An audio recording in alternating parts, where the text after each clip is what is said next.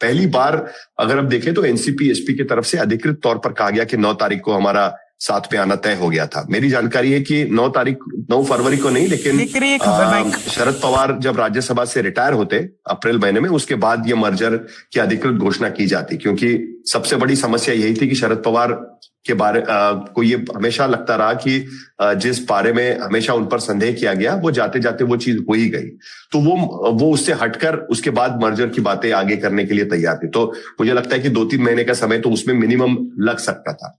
लेकिन अचानक NCP SP की तरफ से बयान दिया गया कि पहले तो 20 जनवरी को ही होना था, फिर जिला परिषद के चुनाव डिक्लेयर हुए, इसके लिए 9 फरवरी को हो गया।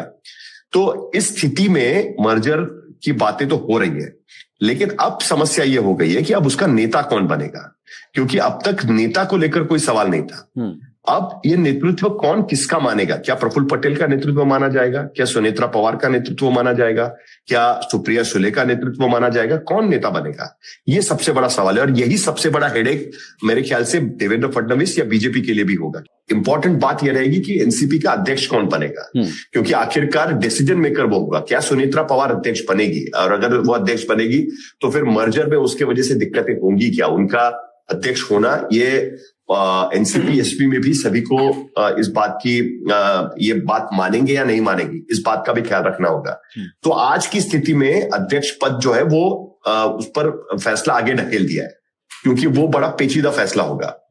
डिप्टी सीएम बनाना अजीत पवार की सरकार के भीतर उनकी जो जगह खाली हुई है वो लेना, ये बहुत ही आसान बात है, क्योंकि उसमें पॉलिटिकल फैसले नहीं लेने होंगे। अध्यक्ष बनने के बाद पॉलिटिकल फैसले लेने होंगे और नेता मान लेना पड़ेगा, तो वो बात थोड़ी सी दिक्कत होगी। तो फिलहाल की सिचुएशन में हो सकता है कि जो अभी सिचुएशन चल रही है उसके मुताबिक ही मामला चलता रहेगा। 2-3 ऑप्शंस उसमें है, एक सुनेत्रा पवार अध्यक्ष बने और दोनों धड़े उसको मान ले। आज की स्थिति में एनसीपी अजीत पवार की पार्टी में ऐसे कुछ लोग हैं कि मुझे लगता है कि वो नहीं चाहते कि यह मर्जर हो, क्योंकि उसकी वजह से उनकी सिचुएशन थोड़ी सी डिफिकल्टी में जा सकती है। लेकिन एनसीपी एसपी के सारे नेता चाहते हैं कि ये मर्जर हो जाए। तीसरा ऑप्शन ये भी होगा कि शरद पवार के लिए फिलहाल एक हम कह सकते हैं कि नामधारी के तौर पर वो एक अध्यक्ष बन जाए, और पार्टी में जब तक चीजें सेटल नहीं होती तब तक उनके पास नाम के लिए क्यों ना हो, लेकिन एक अध्यक्ष पद बना रहेगा उनके पास में। ये भी एक चीज हो सकती है। और आखिरी जो सिचुएशन ये हो सकती है कि जो भारतीय जनता पार्टी की हाईकमान उस चीज को मान ले कि ठीक है, एनसीपी और एनसीपी एसपी फिलहाल अलग रहेंगे, क्योंकि अभी तो कोई चुनाव है नहीं आज की स्थिति में। जब चुनाव का वक्त आएगा तो उस पर अलग से फैसला किया जा सकता है। तो ये मल्टीपल ऑप्शंस फिलहाल उस बारे में चल रहे हैं, चीजें ओपन है।